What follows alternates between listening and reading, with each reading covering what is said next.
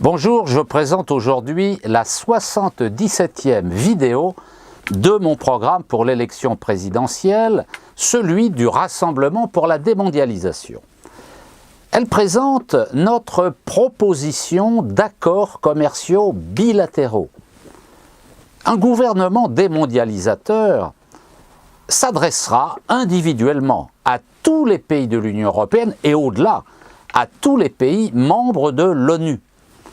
Il mettra en avant la charte de la Havane, dont j'ai déjà parlé, comme le cadre à mettre à jour d'un nouvel ordre possible pour le commerce international. Il proposera qu'une conférence internationale se tienne dès que possible. Le gouvernement démondialisateur proposera en outre individuellement aux 160 pays membres de l'OMC, l'Organisation mondiale du commerce, et à ceux qui n'y sont pas, de conclure sans attendre des accords bilatéraux avec la France afin de réorganiser, selon les principes de la charte de la Havane, leur commerce avec notre pays.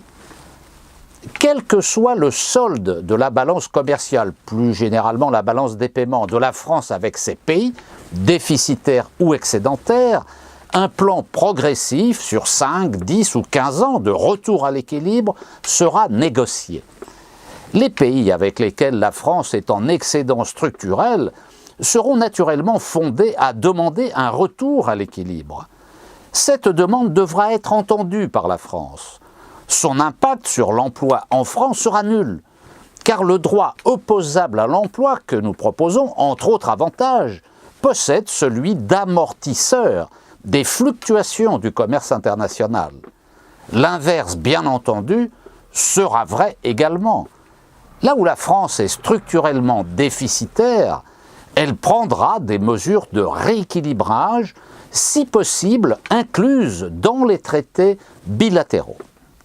Les difficultés viendront des pays qui refuseront nos propositions de coopération et qui choisiront de rester dans le cadre de la guerre commerciale qu'est le libre-échange. Dans ce cas, un gouvernement démondialisateur ne devra pas avoir la main qui tremble. Des mesures protectionnistes de retour à l'équilibre devront être prises de manière unilatérale par la France. Il faut parallèlement rejeter la notion de compétitivité, car elle s'inscrit totalement dans le cadre de la mondialisation. Elle vise à gagner des parts de marché dans la guerre commerciale qu'est le libre-échange, pilier de la mondialisation néolibérale, par la diminution des salaires directs et indirects. Nous rejetons la guerre commerciale mondiale. Mais il faut bien admettre que nous sommes dans un paradoxe, car cette guerre ne doit être ni gagnée, car elle enfoncerait les autres pays, ce qui à terme nous priverait de débouchés, ni perdue, car c'est nous qui serions alors enfoncés.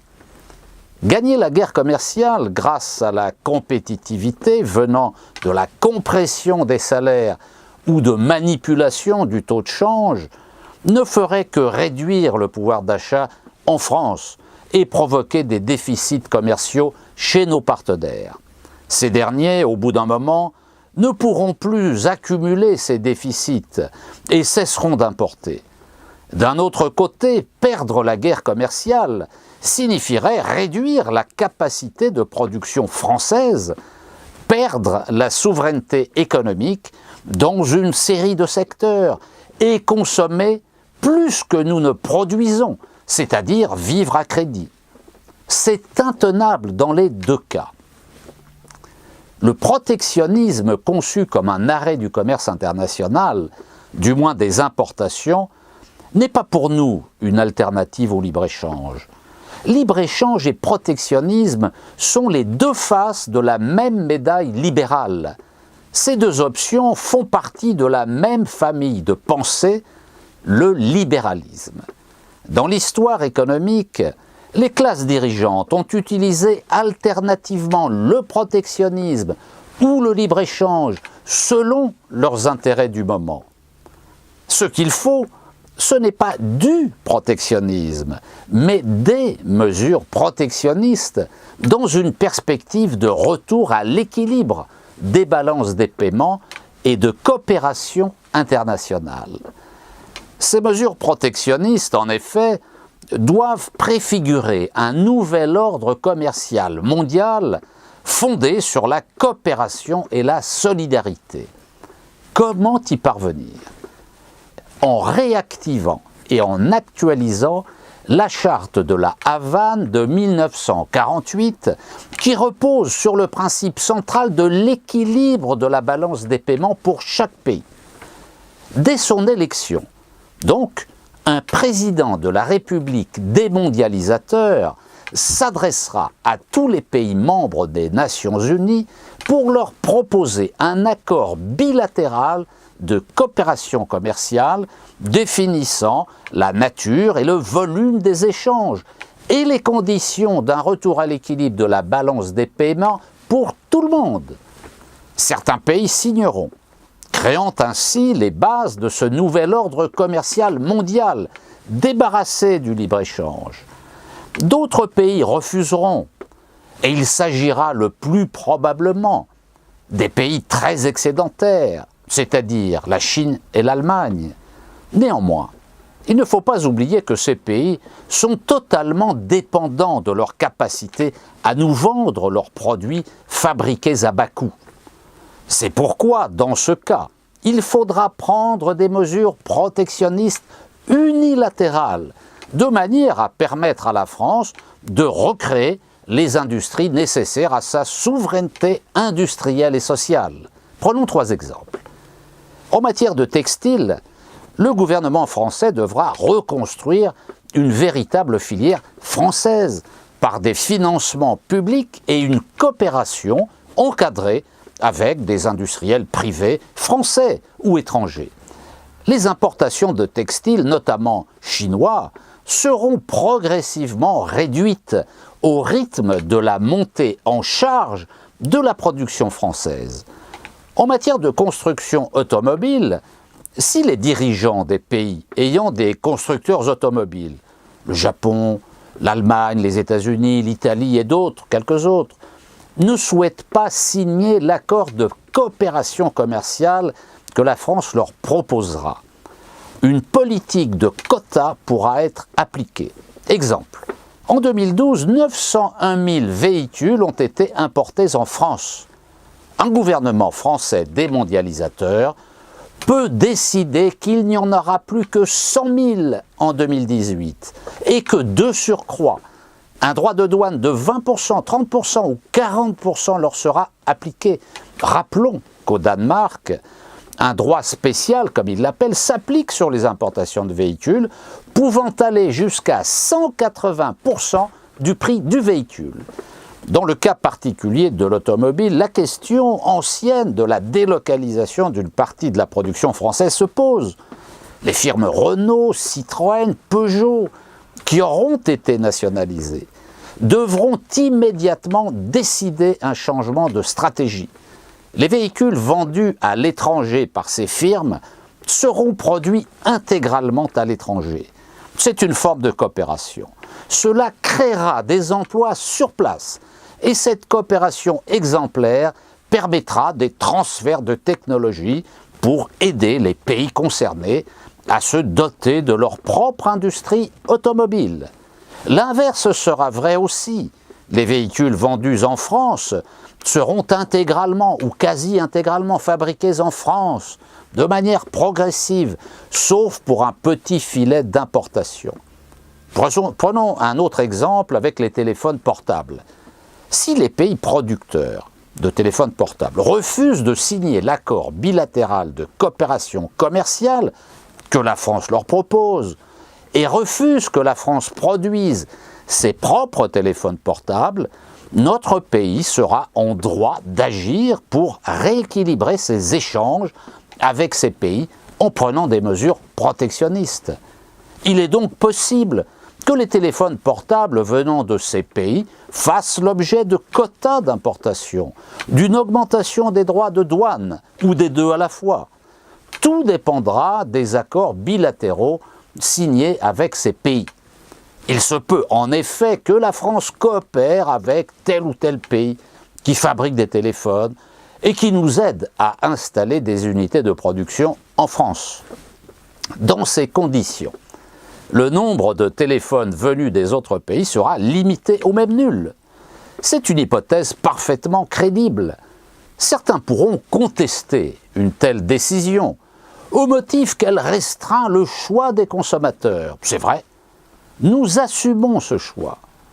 Le coût social et environnemental de la traversée de l'Atlantique et ou du Pacifique, par bateau ou avion, puis ensuite par camion, de millions de téléphones venant des États-Unis, de Chine ou d'ailleurs, par des usines qui ne respectent ni les normes sociales, ni les normes environnementales, est à notre avis infiniment plus élevé que la privation du dernier gadget à la mode.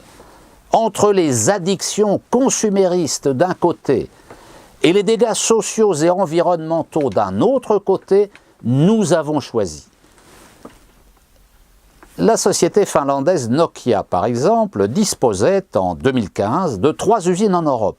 Salo en Finlande, Komárom en Hongrie et Cluj en Roumanie. Depuis 2008, cette dernière usine remplace celle de Bochum en Allemagne, qui a été délocalisée. Mais en septembre 2011, Nokia a décidé de fermer l'usine de Cluj, 2200 salariés quand même. Pourtant, des milliers de camions continuent de sillonner l'Europe pour venir livrer ces téléphones, non seulement en France, mais aussi au Portugal et en Espagne, en traversant notre pays. Est-ce favorable à l'emploi dans les pays producteurs? Certes. Mais est-ce favorable à l'environnement et aux émissions de gaz à effet de serre? N'est-il pas nécessaire de relocaliser les activités productives, c'est-à-dire de rapprocher les lieux de production des lieux de consommation? Dès lors, un accord bilatéral doit être signé avec la Finlande pour une coopération visant à ce que Nokia aide la France, mais aussi l'Espagne et le Portugal, par exemple, à construire des usines de téléphones sur leur territoire. Nokia aurait par exemple un petit pourcentage sur chaque téléphone vendu. Si la firme Nokia ou le gouvernement finlandais refuse, les exportations de téléphones Nokia pourraient se voir interdire en France, les importations interdites en France, et des contacts seraient pris avec d'autres sociétés. En cas d'accord avec la Finlande, la production réalisée dans les usines Nokia d'Europe sera diminuée du nombre de téléphones désormais fabriqués en France, au Portugal, en Espagne et probablement ailleurs, si la politique de la France fait tache d'huile. Nous devons aussi nous préoccuper des effets sur l'emploi dans les autres pays, du fait de nos initiatives politiques. C'est ça l'internationalisme, la construction d'un nouvel ordre commercial mondial, basé sur la solidarité et la coopération. Il faut protéger l'emploi partout et tout le temps. C'est possible avec ce que nous appelons le droit opposable à l'emploi. Voilà la politique que devraient mener les pays comme la Roumanie, qui ont fondé leur stratégie de développement sur l'accueil des localisations. Ces pays devront choisir un autre modèle économique, celui du modèle auto-centré et du développement de leur marché intérieur. L'exemple de la fermeture de l'usine Nokia de Cluj devrait leur servir d'exemple à méditer. Les accords bilatéraux de coopération commerciale que nous proposons permettront peut-être de réaliser progressivement une partie de la production de téléphones nécessaire à la consommation française dans notre pays. En cas d'échec de ces négociations, il faudra développer ex nihilo la production française de téléphones ou tenter de trouver des accords avec des pays frontaliers pour limiter les effets néfastes sur l'environnement. Entre le moment où il n'y a aucune production française de téléphones, c'est-à-dire aujourd'hui, est le moment où la France sera autosuffisante, même si l'autosuffisance en matière de téléphone n'est peut-être pas un point essentiel. Il n'y aura pas d'interruption des livraisons, bien sûr. C'est cette politique qu'attend une majorité de Français, si on en croit un sondage réalisé pour l'IFOP fin juin 2011. À la question, je cite, « Si nos partenaires européens ne veulent pas relever les droits de douane aux frontières de l'Europe, faut-il alors les relever aux frontières de la France ?» Le oui obtient 57%, le non 31% seulement, et 12% ne se prononcent pas. Un autre sondage confirme ces résultats. Il a été réalisé par TNS Sofres en juin 2011. Ce sont 61% des personnes interrogées qui préconisent des mesures protectionnistes, dont 67% des ouvriers. Cependant, protectionniste tout seul ne veut rien dire et ne se rattache à aucune perspective politique cohérente. C'est pourquoi nous y mettons un contenu. Les accords bilatéraux de coopération commerciale que nous proposons devront parvenir à un équilibre global de notre balance des paiements. Cela ne signifie évidemment pas que la balance des paiements de la France sera en équilibre exact, en permanence, avec tous les pays qui auront accepté ces accords, et pour tous les produits. C'est évidemment impossible et n'aurait d'ailleurs aucun sens. Cela ne signifie pas non plus que la balance commerciale sera équilibrée produit par produit.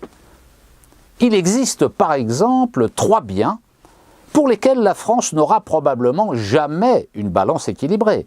Le pétrole brut, 30 milliards d'euros de déficit entre 2000 et 2010-2011. Le gaz naturel, liquéfié ou gazeux, 12 milliards d'euros de déficit. Et les produits du raffinage du pétrole, 11 milliards d'euros de déficit. Ces 3 postes d'ailleurs, avec 53 milliards d'euros de déficit, représentaient les 2/3 du déficit total de la balance des paiements sur la même période, dans les années 2010-2011. Ces accords bilatéraux que nous préconisons devront permettre de tendre vers un certain équilibre pour les produits où la France connaît des déficits, les déficits les plus importants. Par exemple, les véhicules automobiles, 7 milliards d'euros de déficit. Les ordinateurs et les équipements périphériques, 6 milliards d'euros de déficit. Les produits électroniques grand public, 5 milliards d'euros de déficit. Les équipements de communication, 4 milliards d'euros. Les autres, les vêtements de dessous, 4 milliards d'euros. Les produits pharmaceutiques de base, 3 milliards d'euros. D'autres types de sous-vêtements, 3 milliards d'euros de déficit. La chaussure, 3 milliards d'euros de déficit. Les appareils électroniques, 3 milliards d'euros de déficit. Il faut refabriquer en France progressivement ces produits. Cela contribuera à réindustrialiser notre pays, à recréer de l'emploi dans le secteur marchand, à implanter de nouvelles usines dans les banlieues qui ont été saignées à blanc et dans les zones rurales désertifiées, à repenser l'aménagement du territoire, à renflouer les caisses de la sécurité sociale et à améliorer radicalement la qualité de l'environnement. Car en même temps, ces relocalisations devront s'accompagner d'une mutation écologique du mode de production. Prenons maintenant la structure de consommation des ménages et tentons d'évaluer la part des importations par décile. Un décile représente 10% d'un ensemble et on va faire ça en pourcentage de la valeur des biens consommés dans 10 secteurs. Dans l'habillement, le cuir et l'industrie textile, c'est 39%. Production de combustible et de carburant, 39%. L'industrie automobile et la construction navale, plus les industries de biens d'équipement mécanique, 37%. L'industrie des équipements du foyer et les équipements électriques et électroniques, 37%. La pharmacie, la parfumerie et l'entretien, 25%. Les transports, 24%. L'industrie des produits minéraux, 17%. L'édition, l'imprimerie, la reproduction et l'industrie du bois et du papier, 13%, l'agriculture, la sylviculture, la pêche et les industries agricoles et alimentaires, 11%, eau, gaz, électricité, 0,4%, source INSEE. Au total, le contenu moyen en importation de la dépense de consommation des ménages est de 14,5%, ce qui est énorme et correspond environ au taux de chômage réel dans notre pays. Elle va de 12,7% pour le premier décile à 15,1% en moyenne pour les 5 derniers déciles. Une politique spécifique apparaît donc indispensable pour reconstruire des filières françaises de production dans les secteurs suivants: l'habillement, le cuir, l'industrie textile, la production de combustibles et de carburants, l'industrie automobile, la construction navale, l'industrie des biens d'équipement mécanique, l'industrie des équipements du foyer, les équipements électriques et électroniques, la pharmacie, la parfumerie, l'entretien, les transports, l'industrie des produits minéraux, l'édition, l'imprimerie, la reproduction, l'industrie du bois et du papier. Ça en fait des emplois. La reconstruction de ces filières s'appelle une politique de substitution aux importations. Elle nécessite des mesures protectionnistes, au moins le temps que les productions nationales arrivent à maturité. Observons les chiffres que je vais donner qui montrent la part des importations hors alimentaire et d'énergie dans la consommation totale des ménages par décile de revenus, comme j'en ai parlé à l'instant, en unités de consommation et en pourcentage. Hors alimentaire et énergie, les hauts revenus importent une part beaucoup plus importante de leur consommation que les bas revenus. Cette part représente 8,3% de la dépense de consommation des 2 premiers déciles, contre 12% pour le dernier décile. C'est particulièrement flagrant pour les biens d'équipement du foyer et les biens électriques et électroniques. Les importations de ce type de biens représentent 1,9% de la dépense du premier décile, alors qu'elle s'établit à 3,1% pour les 2 derniers déciles. Et pour l'industrie automobile, navale et mécanique, la part des importations dans la consommation représente 1,1% pour le premier décile et 3,2% en moyenne pour les 5 derniers déciles. Dans la prochaine vidéo, la numéro 78, je parlerai des initiatives multilatérales que devrait prendre un gouvernement démondialisateur.